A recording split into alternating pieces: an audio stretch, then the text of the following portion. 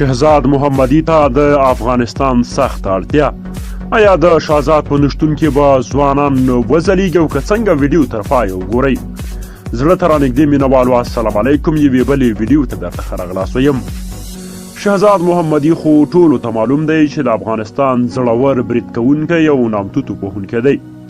نوموړي په اوپننګ کې ډیری وخت غوره کرکټ کړی دی او د افغانستان لپاره یې ډېر ښه اوپننګ نندارې ته وړاندې کړی دی.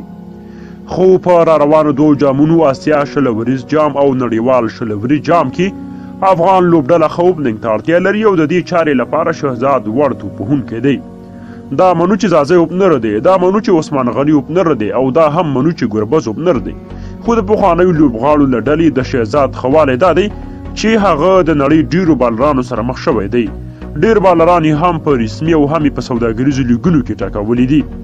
د اوپننګ زړورتیا ورسره شته. د بنګلادیش، سریلانکا، پاکستان، هندوستان او د آسیایي لوبډلو بالران په ښکلي انداز سره ټاکولی شي. په 2014 نړیوال شلوري جام کې د افریقا کایلاباټ او نور بالران وټاکول. لوبډلې ته یې له اوپننګ خورا ښه سټارټ ورکړ او بالاخره د کریس مورس په توپ اوټ شو. شهزاد په دې وروستیو کې د هیټینګ ترڅنګ تخنیکي توپوهنه هم کوله.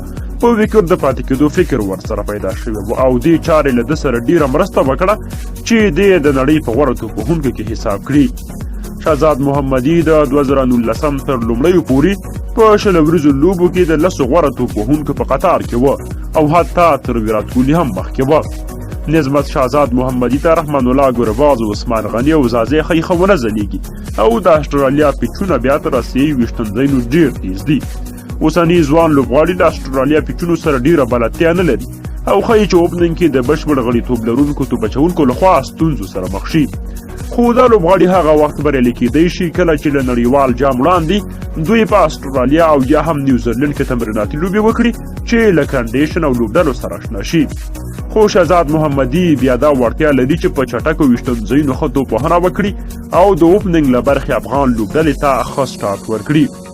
که نوي لوبغاړي پر روان شلوري جام کې مثبته لوبېدنه غواړي باید تخنیکي شاټونه ووهي، لاین کې توپونو باندې د کراس شاټ وهلو هڅه ونه کړي بلکې په ټایمنګ سره سټریټ یې مخامخ ولوبوي.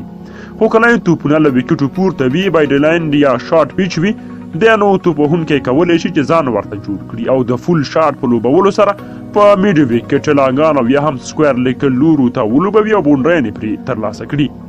د دې ترڅنګ پر کټ شاټونه، پنچ شاټ، شیفل، لیچ کټ، پیډل او سکوپ شاټونه لوبول هم اړین دي. یعنی توپ ته په کتو باید توپوهونکي ته همغسې شاټ انتخاب شي او په همغه ډول ولوبول شي چې څنګه یې اړتیا وي. خو دا چاره هغه مهال شونې ده کله چې توپوهونکی داسې مهارت سره لوبو ته تللی وي.